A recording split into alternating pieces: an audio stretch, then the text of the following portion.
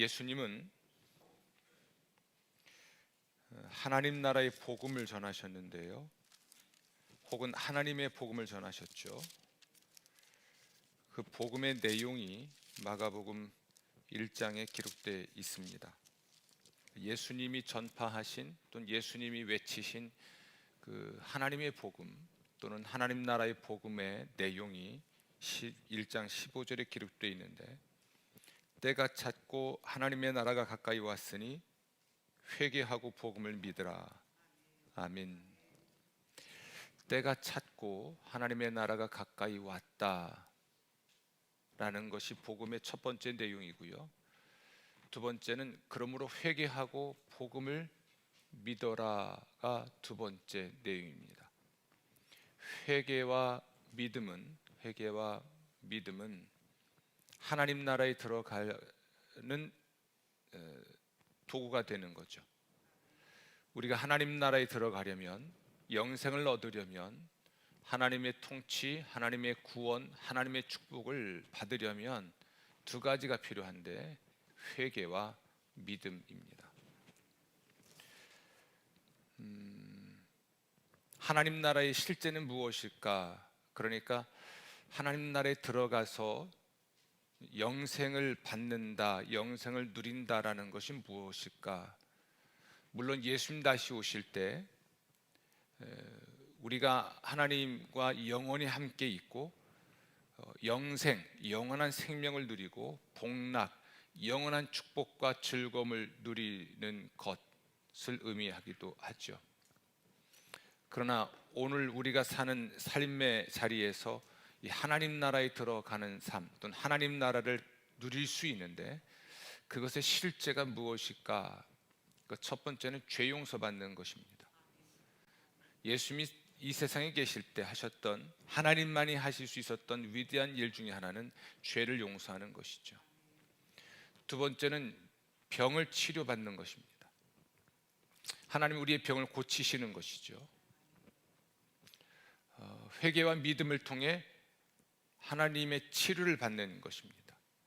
병의 치료는 미래에 있을 부활을 상징하는데요, 병이라는 것은 우리 몸의 병을 의미하기 때문에 그렇습니다. 물론 몸과 마음의 병 전체를 의미하지만 마지막 때 있을 우리의 부활을 통한 최종 구원의 상태는 병이 없고 죽음이 없는 상태이기 때문에 그렇죠. 그 부활의 권능과 권세를 오늘 여기서 우리가 누리는 것, 이것을 우리는 하나님의 치유라고 믿고 있는 겁니다. 세 번째는 귀신을 쫓아내시는 겁니다. 여러분, 우리는 죄라고 하는 것은 보이지 않지만 우리가 가지고 있는 양심과 우리가 알고 있는 도덕법에 의해서 잘못된 것을 죄라고 하기 때문에 죄가 무엇인지는 동의가 될 것 같습니다. 또 병이라고 하는 것은 우리가 정말 경험하고 있는 거잖아요. 노화에 의한 것이든 사고에 의한 것이든 병균에 의한 것이든 우리가 병에 걸리기 때문에 병을 경험하고 있으니 병이 없다고 말을 못하는 것이죠. 심지어 죽음이라고 하는 것도 내가 죽는다는 현실은 잘 모를 수 있지만 사람이 죽는 것을 보기 때문에 죽는 것도 있구나라는 것을 알 수가 있습니다. 동의를 할 수 있다는 것이죠. 그런데 세 번째, 귀신을 우리 예수님이 또는 하나님이 쫓아내셔서 우리를 귀신의 소나기에서 구원하시는 이 사건은 도무지 동의를 못 하시는 듯합니다. 왜냐하면 귀신은 눈에 보이지 않는 영적 존재이기 때문입니다. 귀신의 실제를 우리는 어쩌면 모르고 있기 때문에 그런 것이죠. 우리가 죄를 짓는 것이 귀신 때문이라는 것을 동의하지 않아요. 우리가 병에 드는 것도 귀신 때문이라는 것도 동의하지 않습니다.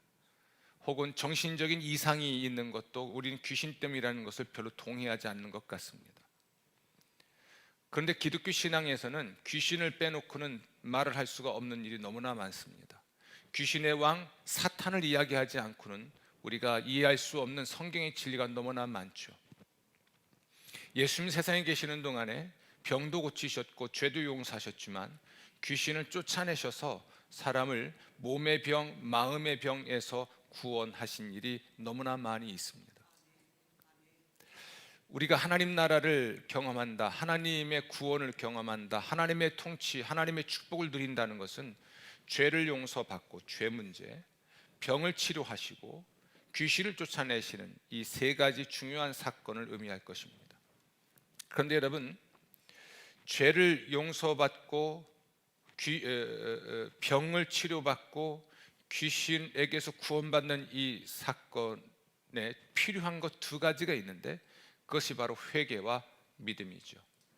요한 웨슬레 목사님은 기독교, 적어도 요한 웨슬레의 신앙과 또는 신학을 아는 사람들이 반드시 알아야 될 3대 교리가 있다 했는데, 사실 이것은 모든 교파를 초월해서 기독교의 3대 교리라 할 수 있습니다. 첫 번째는 회개요, 두 번째는 믿음이요, 세 번째는 성결입니다. 회개는 하나님 나라에 들어가는 현관이고, 믿음은 하나님 나라에 들어가는 문이고, 그리고 성결은 하나님 나라 그 자체다, 이렇게 표현을 합니다. 어떻게 설명하든지 간에 회개와 믿음이라고 하는 것은 우리가 하나님의 구원을 받고 하나님의 통치를 받고 하나님의 축복을 받을 수 있는 하나님의 종의 수단이고 매우 중요한 하나님의 가르침이죠. 그런데 회개와 믿음은 어떻게 우리에게 이루어질까요? 우리는 언제 회개하게 될까요? 우리는 언제 이 믿음을 갖게 될까요? 하나님 말씀을 들을 때입니다. 요한 웨슬레 목사님은 그러므로 율법 설교는 매우 중요하다라고 말합니다. 율법이 없으면 사람은 무엇이 잘못되었는지 모르기 때문에, 인간의 양심을 일깨우는 것은 율법이기 때문에 이 율법을 설교해야 한다. 하나님과의 우리의 언약의 지표가 될 수 있는 이 율법을 설교할 때 그 율법을 통하여 내 양심이 일깨워지고 내가 무엇이 잘못되었는지에 대한 기준을 갖게 되기 때문에 참된 회개에 이를 수 있는 것입니다. 내가 뭘 잘못했는지 알아야 뉘우치기라도 하는 거죠. 내가 왜 잘못되는지 알아야 뉘우치는 거 아니겠습니까? 율법을 설교하는 것, 곧 하나님 말씀을 제대로 전하는 것, 이 하나님 말씀을 제대로 들을 때에 우린 참된 회개에 이를 수가 있는 것입니다. 참된 회개를 위해서 내가 뭐가 잘못되는지를 아는 것도 매우 중요하지만, 그러면 내가 어떠한 사람이 되고 어떻게 살아야 될지를 알려주는 것도 우리는 율법을 통해서 알 수가 있죠. 어렵게 말하면 우리에게는 우리 회개의 열매가 뒤따르는 참된 삶의 증거가 있을 때 이 사람이 정말 회개했다고 말을 할 수가 있는 겁니다. 오늘 제가 여러분과 나누는 이 하나님의 말씀 혹은 율법을 들을 때 내가 죄인이라는 것도 알게 되는 회개에 이를 수 있다는 사실입니다. 또 하나, 우리는 믿음을 갖되 무엇을 믿을 것인가? 그것은 예수가 우리의 구원자라는 것. 마가복음 1장 1절 말씀처럼 예수는 하나님의 아들이시고 우리의 구원자 그리스도라는 사실을 믿어야 하는데, 이 믿음이 어떻게 우리에게 형성되는가라는 겁니다. 이 믿음이 어떻게 형성될까요? 여러분, 이 믿음은 들음에서 납니다. 하나님 말씀을 들을 때, 그러니까 하나님에 관한 말씀을 계속 들을 때, 하나님의 능력에 관한 말씀을 계속 들을 때, 하나님의 인격에 대한 말씀을 계속 들을 때, 하나님의 뜻에 대한 말씀을 계속 들을 때, 하나님의 방법에 대한 말씀을 계속 들을 때 우리 안에 믿음이 형성됩니다. 아멘. 믿음이 형성되죠. 회개에 이르는 방법도 하나님 말씀을 들을 때이고, 믿음을 형성하는 것도 하나님 말씀을 들을 때입니다.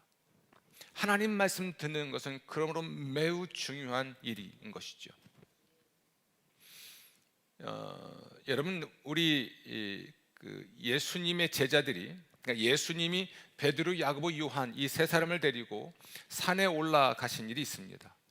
예수님이 변모 또는 변형되신 일이 그곳에서 있었는데, 산 아래에 있던 9명의 제자들은 말 못하게 하는 귀신 들린 아이를 고치지를 못했습니다.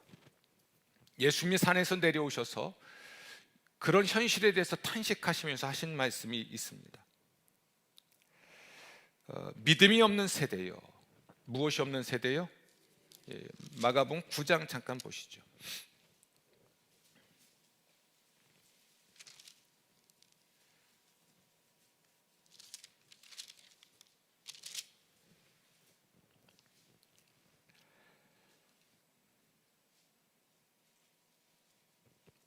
19절, 믿음이 없는 세대여, 내가 얼마나 너희와 함께 있으며 얼마나 너희에게 참으리요, 그를 내게로 데려오라.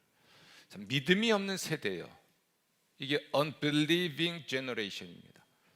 generation이라는 것은 세대를 말합니다. 그 세대, 그 시대의 사람들이죠. 시대의 특징이 불신앙이랍니다. 불신의 세대입니다. 시대 정신은 불신입니다. 하나님의 존재를 부정하는, 인정하지 않는, 예수의 구원자 되심을 인정하지 않는 불신의 세대인 것이죠. 시대의 정신도 불신이고 한 개인도, 예수의 제자들마저도 믿음이 없었던 것입니다.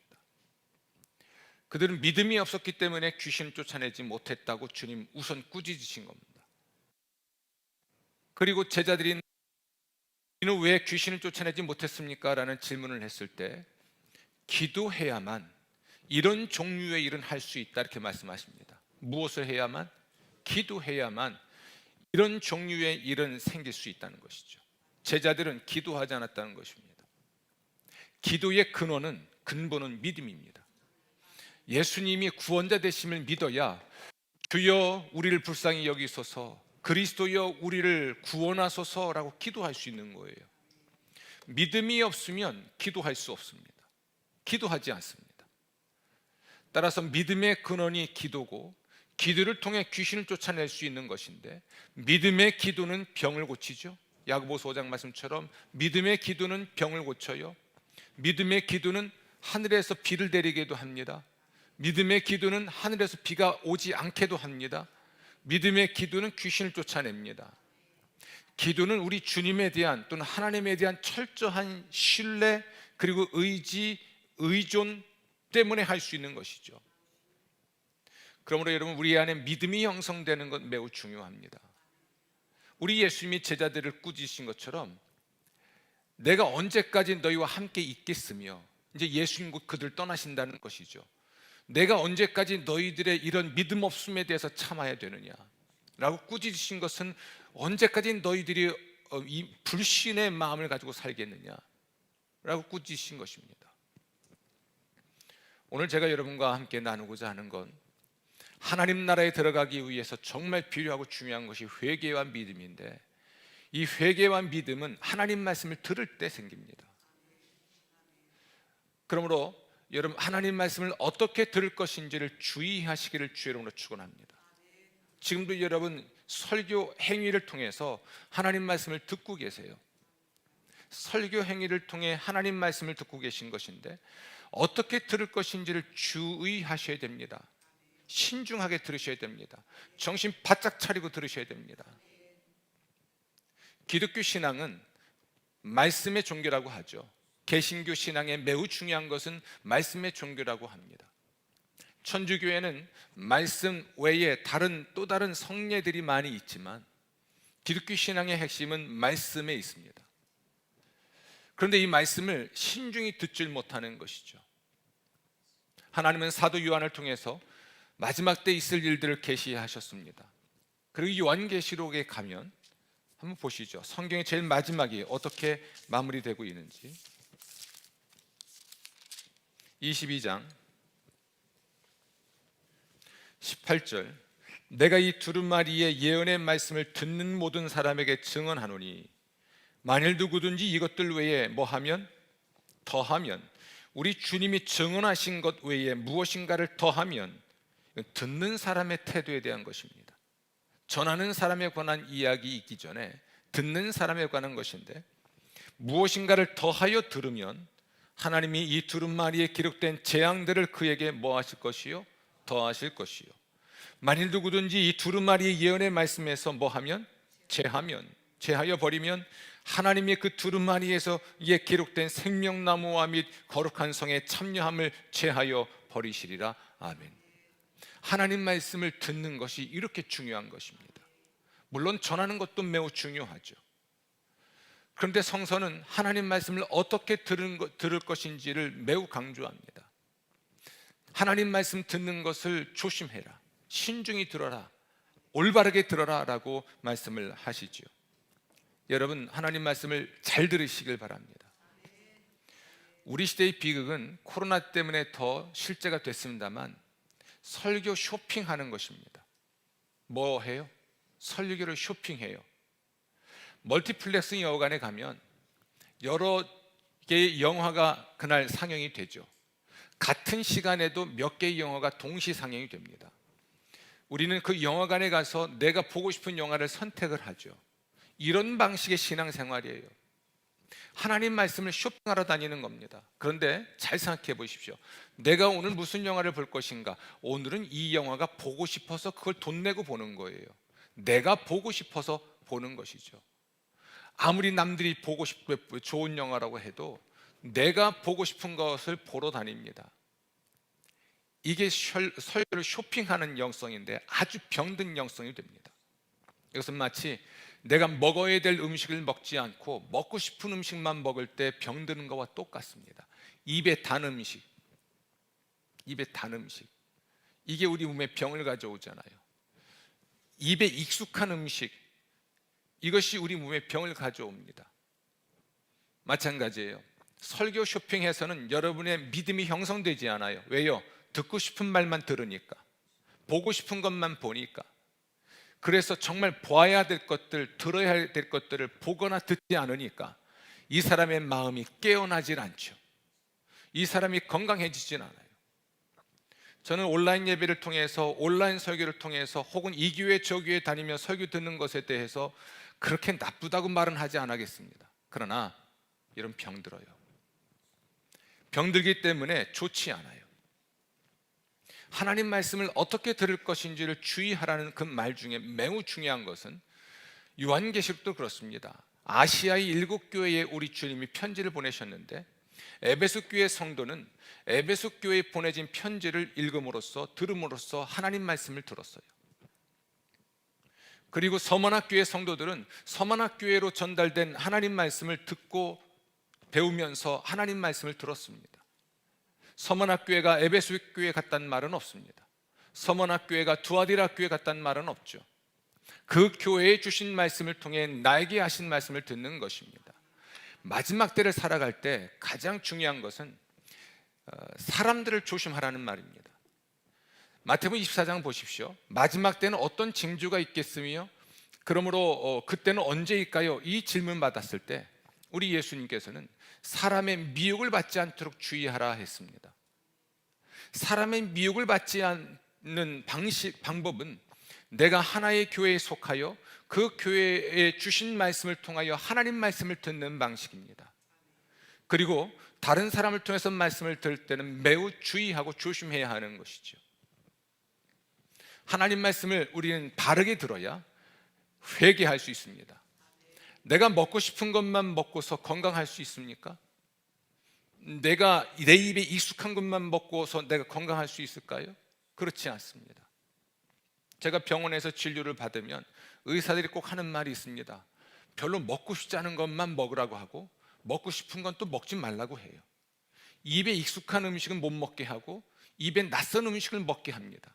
당신이 건강하려면, 혈압이 떨어지려면, 당뇨가 줄어들려면, 당신이 이 병을 고치려면, 당신이 이 아픔을 벗어나려면 습관부터 바꾸십시오. 제가 허리가 안 좋거나 목이 안 좋은데 병원 가면 꼭 그럽니다. 자세 바꾸십시오. 이 자세 바꾸기가 너무 힘들어요. 언제부턴지 저는 이 테이블이 좀 높이까지 올라서 서서 작업하는 테이블을 씁니다. 목 디스크, 허리 디스크가 있는 까닭에. 습관을 바꾸니까 덜 아프고 덜 힘들어요. 그런데 서서 작업하기까지는 오랜 시간 서서 작업하는 것을 새로 몸에 배도록 습관을 길들인 것이죠. 회의를 하고 오늘 제가 여러분과 나누고자 하는 그 첫 번째 중요함은 하나님 말씀을 어떻게 들을 것인가에 관한 것입니다. 결국 말씀을 바로 들어야 뭐 할 수 있죠? 회개할 수 있습니다. 내 죄가 무엇인지 알아요. 내가 왜 죄인인지 알아요. 그래야 회개하는 것이죠. 뭐가 잘못된지 알아야 뭘 고쳐야 될지 알고, 그럼 어떻게 살아야 될지 알잖아요. 내 습관이 잘못된 게 무엇인지 알아야, 내 병의 원인을 알아야 그걸 고칠 수도 있는 것과 똑같습니다. 믿음도 그렇습니다. 하나님이 누구이신지, 그는 무엇을 하시는 분인지, 어떻게 하시는 분인지, 그분의 계획은 무엇인지, 이것을 우리가 듣고 알아야 믿음이 형성되고, 이 믿음 때문에 우리는 기도하고, 믿음 때문에 귀신에게서, 병에게서 구원받고, 이 믿음으로 죄 용서받아 천국 들어가죠. 하나님의 통치, 구원, 축복을 받을 수 있는 것이지요. 아멘. 그런데 예수님도 이 하나님 말씀을 어떻게 들을 것인지에 관하여 비유로 말씀하신 일이 있습니다. 그것이 그 유명한 씨 뿌리는 비유죠. 하나님 말씀이 뿌려진 곳은 밭인데, 씨앗이 뿌려진 곳은 밭인데, 이 밭이 사람의 마음이에요. 하나님 말씀은 귀를 통해 들어올 수도 있습니다. 하나님 말씀은 눈을 통해서도 들어올 수 있습니다. 읽으면 눈을 통해 들어오겠죠. 들으면 귀를 통해 들어오겠죠. 이 말씀이 어디로 들어온다는 이야기일까요? 머리가 아니라 마음으로 들어간다는 겁니다. 마음은 하나님 말씀에 반응하는 것입니다.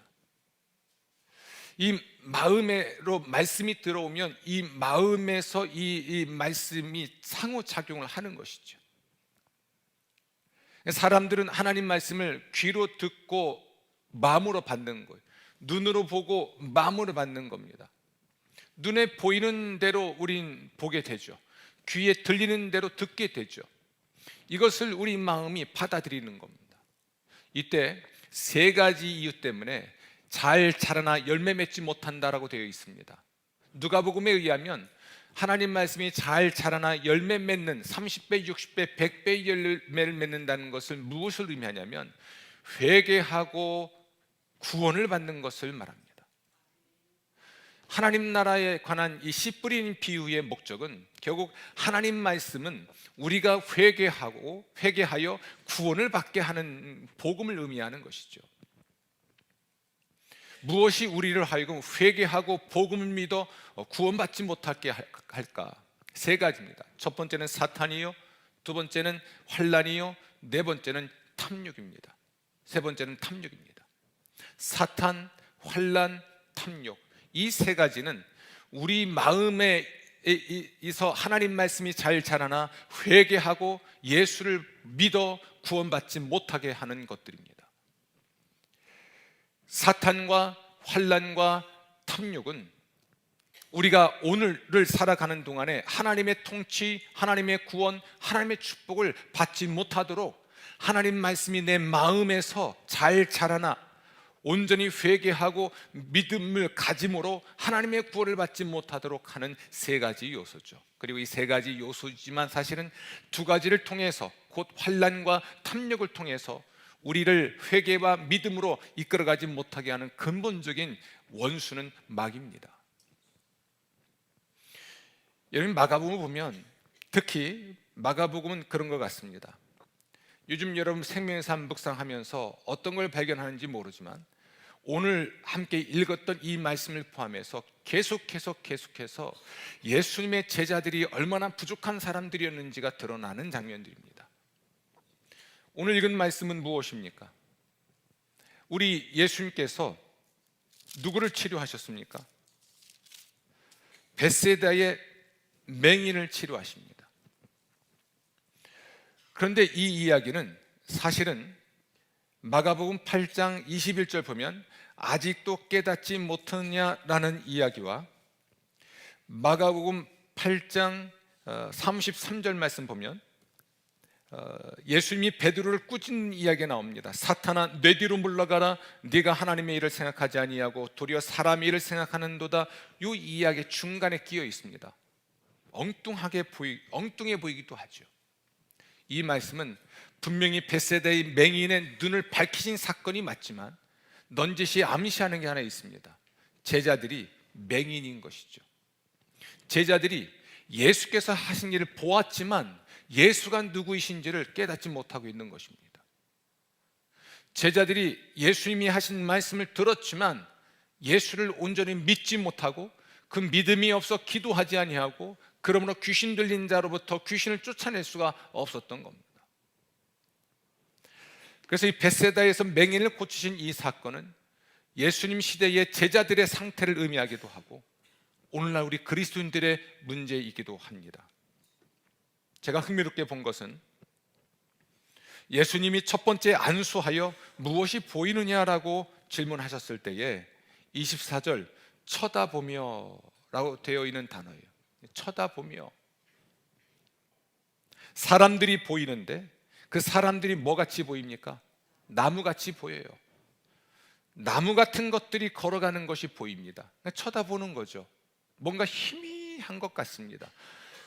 뭔가 걸어다니는데 뭐가 걸어다니는 것 같습니까? 나무 같은 것들이, 나무가 걸어가는 것처럼 보이는 거예요. 그래서 예수님이 두 번째 안수하심의 25절, 그가 뭐 합니까? 주목하여 봅니다. 아주 뚫어지게 보는 것이죠. 첫 번째는 쳐다보았고 두 번째는 주목하게 됩니다. 그리고 모든 것을 밝히 보게 되었습니다. 처음에는 사람이 나무처럼 보였습니다. 그러니까 밝히 보이지 않은 것이죠. 두 번째 안수를 통해서 밝히 보았는데 사람은 사람으로 보이고 나무는 나무로 보인 것이죠. 이런 변화, 제자들의 시력이 시간이 지날수록 변해가는 과정, 이것이 마가복음의 매우 중요한 주제입니다. 이 베드로가 예수님을 주와 그리스도로 신앙 고백하는데 이른 것은 매우 결정적으로 중요한데 여전히 그는 하나님 나라의 비밀을 온전히 몰랐습니다. 예수께서 죽임을 당하시고 부활할 것을 말씀하셨을 때 예수님을 붙들고 32절 붙들고 항변했는데 이 말은 예수님을 배척했다는 말입니다. 붙들었다는 말은 예수님의 손을 잡았다는 말이 아니라 우리 시대로 구태여 표현한다면 멱살 잡았다는 이야기예요. 또 뒤로 돌아서서 제자들을 보셨다라는 말로 보건대 확실히 이 베드로는 예수님을 돌려 세워놓고 따진 것이 맞습니다. 왜 이렇게 됐을까? 베드로의 마음이 아직도 둔한 것입니다. 예수께서 죽임을 당하시고 부활하신다는 이 진리를 깨닫지 못하고 있는 것입니다. 오늘 집에 가셔서 생명의 삶을 다시 한번 천천히 그 뒷부분, 앞부분과 뒷부분을 읽어보십시오.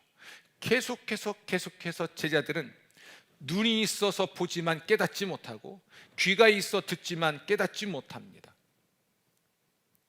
그리고 그들은 예수 그리스도의 정체에 대해서 오해를 하고 예수 그리스도의 제자로서의 삶을 오해하게 되죠. 예수님은 그들에게 당신이 하신 모든 일들을 자꾸만 보여주시고 심지어 그들과 함께 있는 시간을 자꾸만 많이 늘려 가십니다. 그것은 그들에게 하나님 나라의 비밀을 말씀하시기 위함이었습니다. 그들의 마음 눈을 밝히기 위함이죠. 마음 눈을 밝혀서 그들은 죄를 회개하고 예수를 믿게 하기 위한 우리 예수님의 참 지난한 싸움이 되는 것입니다. 한 번에 안 되잖아요.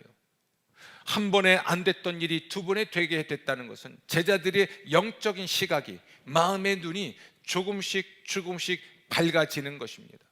처음에는 아무것도 안 보이던 사람이잖아요. 그죠? 맹인은 아무것도 안 보이는 사람인데 첫 번째 안수하니까 그 사람이 나무처럼은 보이는 겁니다.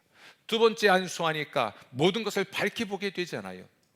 아무것도 보지 못하던 상태의 제자들, 그들이 예수께서 자꾸 보여주시고 들려주실 때 조금씩 눈이 열려 마침내 베드로처럼 주는 그리스도시요 살아계신 하나님의 아들이라는 고백에 이르게 됐다는 것이 마가복음 8장 27절의 이야기예요. 놀라운 일입니다.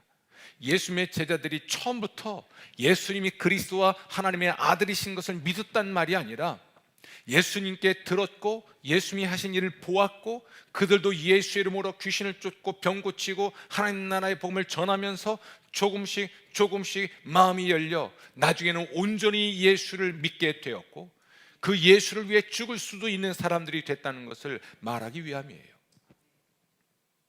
여러분, 하나님 말씀을 어떻게 들을지 매우 중요합니다. 우리 주님은 끊임없이 이 제자들에게 말씀하시고 그들에게 기적을 보여주셨어요. 왜요? 예수님이 떠나신 이후에 제자들은 세상에 남을 것이고 그들이 보고 들은 것을 말하는 증인이 되어야 하니까. 여러분, 예수님께서 부활하신 후 곧바로 하늘로 가시지 않고 40일 동안 세상에 계신 이유가 있습니다. 왜 그럴까요? 부활의 사실을 보이시기 위해서. 예수님의 우리 인류 구원을 위한 예수님의 사역은 자신의 죽음으로 끝나는 것이 아니라 부활로 완성되기 때문에 그렇습니다. 만약 부활 후 곧바로 하늘로 가셨으면 제자들은 부활의 사실을 전혀 몰랐을 것입니다. 성경은 예수님이 부활하신 후에 40일 동안 땅에 계시면서 하신 일이 하나님 나라를 가르치셨다라고 되어 있습니다. 하나님 나라에 관하여 가르치셨습니다. 이 40일 동안에 예수님은 자신의 죽음과 그리고 부활로 완성된 하나님 나라의 비밀을 다시 한번 제자들에게 일깨우시는 것이죠. 그들은 부활하신 예수를 만났지만 그가 예수인 줄 몰랐습니다. 부활하신 예수를 통하여 말씀을 들었지만 아직도 하나님 나라의 비밀을 잘 몰랐습니다. 40일이나 걸린 일이죠. 계속해서 제자들에게 말씀하시고 부활의 사실을 보여주시면서 보고 들은 대로 가서 말하는 증인의 자격을 갖추게 해주신 것입니다. 여러분, 하나님의 구원을 받고 하나님의 축복을 받고 하나님의 은총을 누리려면 회개와 믿음이 필요한데, 이 회개와 믿음은 하나님 말씀을 잘 듣는 데서 비롯됩니다. 하나님 말씀을 어떻게 듣고 계십니까? 하나님 말씀이 여러분에게 어떻게 들려오나요? 나와 상관이 없는 말씀입니까? 아니면 여러분 안에서 나에 대하여 하는 말로 들려 화가 나거나 나에 관하여 하는 말로 들려 기뻐하십니까? 아무런 감각이 없이 졸거나 아무런 깨달음이 없이 앉아있거나 주의하지 않고 앉아있는 것보단 차라리 말씀 듣고 화가 나는 게 맞아요. 왜요? 그의 죄가 드러나니 화가 날 수밖에 없죠. 하나님 말씀을 듣고 기뻐하면 더할 나위 없이 행복한 것입니다. 우리 마음이 하나님 말씀에 대하여 열려있기 때문에 그런 것이죠. 하나님 말씀을 들어야 회개하고 말씀 들어야 믿게 되고 그 회개와 믿음이 있어야 천국 들어갑니다. 오늘 여기서 죄 용서받고 오늘 여기서 병 고침받고 오늘 여기서 귀신에게서 해방되고 오늘 여기서 악습에서 벗어나고 오늘 여기서 하나님의 축복을 받고 오늘 여기서 하나님의 은총을 받으시고 천국을 누리게 되는 것이죠. 여러분, 근본적으로 마귀는 하나님 말씀을 우리 마음에서 빼앗아가는 존재입니다. 하나님 말씀을 우리가 듣고 회개하고 믿어 하나님 나라에 들어가게 하지 못하는 것이 세 가지 있다고 그랬죠. 사탄, 환난, 탐욕이라 했습니다. 근데 마귀는 탐욕을 자극해요. 그리고 마귀는 환난인데 이 환난은 사람을 동원합니다. 굉장히 간교한 자입니다. 창세기 3장 가면 마귀는 간교하다고 되어 있습니다. 간교하다. 좋게 보면 지혜로운 것인데 나쁘게 보면 교활한 겁니다. 간사하고. 인간의 약점을 어찌 그리 잘 아는지요.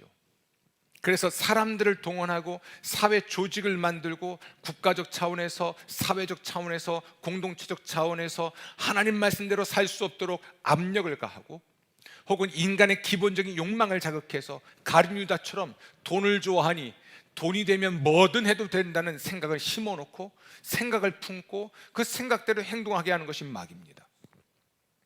아담과 하와는 하나님의 형상대로 지음을 받은 존재입니다. 하나님의 피조물 중에서 하나님 다음으로 아름다운 인격체는 천사도 아니고 사람입니다. 이 사람보다 뛰어난 존재는 하나님밖에 없었죠. 그러니까 마귀는 이런 인간의 현실을 알기 때문에 너 하나님처럼 될 수 있어 라는 낚싯밥이죠. 밀밥을 던지는 겁니다. 그 생각에 사로잡혀서 그러면서 하나님을 의심하게 되고 하나님의 의도를 의심하게 되고 하나님의 선하신 마음도 의심하게 되고 결국 하나님 말씀을 어기게 되잖아요. 선악을 알게 하는 나무의 열매를 따먹고 그도 죄인이 되고 죄가 세상에 들어오게 만들고 세상 모든 사람들이 죄 때문에 죽게 만드는 것입니다. 육체적으로 죽고 영적으로 죽어서 우리가 병과 죽음이라고 하는 이 현실을 경험하게 만든 것이 마귀입니다. 예수님의 씨 뿌리는 비유에서 마귀가 하는 일은 하나님 말씀을 마귀가 먹어버리는 거예요. 하나님 말씀을 그 마음에서 빼앗는 것입니다. 이런 방식으로 하나님 말씀에 반응하지 못하도록 만드는 존재라면 우리가 가장 경계해야 될 대상은 마귀입니다. 베드로는 그의 경험을 토대로 이런 고백을 하죠. 마귀가 굶주린 사자처럼 먹잇감 찾아다니고 있다. 그런 마귀를 대적하라. 아멘. 스스로를 일깨워라.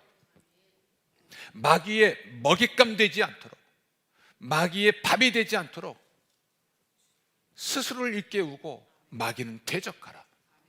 아멘. 우리가 근본적으로 대적해야 될 대상은 사람이 아닙니다. 마귀입니다. 우린 기독교 신앙인이에요. 여기는 인문학 강조하는 곳이 아닙니다. 마귀, 귀신, 이 존재들은 실제하고요.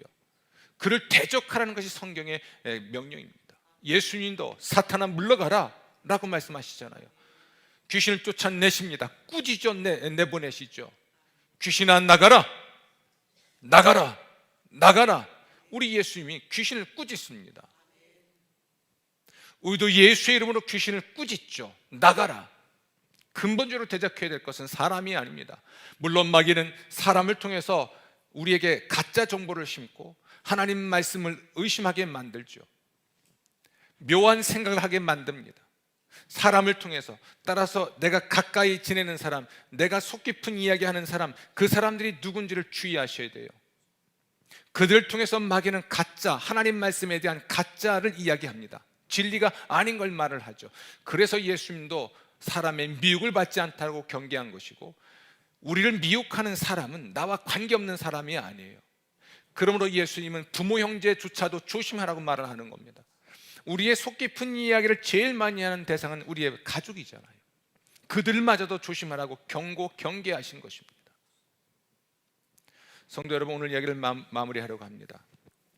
우리 주님은 우리 마음 눈을 밝히기 위해서 많은 애를 쓰십니다. 제자들의 마음 눈을 밝혀서 그들이 회개하고 복음을 믿어 구원받게 하시려고 참 많은 노력을 하시는 분이 우리 예수님이세요. 마찬가지로 우리 시대에도 우리 주님은 우리 마음 눈을 밝히시기 위해 너무나 애를 많이 쓰십니다. 설교자를 통해 말씀을 전하게도 하시고, 하나님의 놀라운 기적을 경험한 사람들의 증언을 통하여 기적의 실제를 보게도 하시고, 정말 내 병을 고치거나 내 죄를 용서하시기도 하고, 내 삶의 실제적인 문제들을 통해서 내 마음 눈을 자꾸만 밝히려고 하십니다. 회개하라, 복음을 믿어라. 회개하라, 복음을 믿어라. 자꾸만 말씀하십니다. 주께서 여러분의 마음 눈 열기 위해 무엇인가 하신다면, 우리가 마음을 열고 주의 말씀 받고 이 말씀을 인하여 회개하고 온전한 믿음을 가져야 하지 않을까요? 회개와 믿음이야말로 하나님 나라에 들어갈 수 있는 유일한 길들일 것입니다. 하나님 말씀을 주의해서 듣고 어떻게 듣고 있는지를 스스로 일깨우신 후에 말씀 듣는 시간, 말씀 듣는 자리 사모하여 말씀을 들으십시오. 개인적으로는 골방에서 말씀을 묵상하시고, 교회의 공예배에 참여하여 하나님 말씀을 들으시고, 이 교회 저 교회 이 설교 저 설교 골라 듣지 마시고, 진액과 같은 이 교회에 주신 말씀을 듣고 스스로 회개하고 믿음에 이르러서 하나님의 온전한 구원을 받는 여러분 되시기를 주의 이름으로 축원합니다. 여러분에게 하나님의 나라가 이미 왔습니다.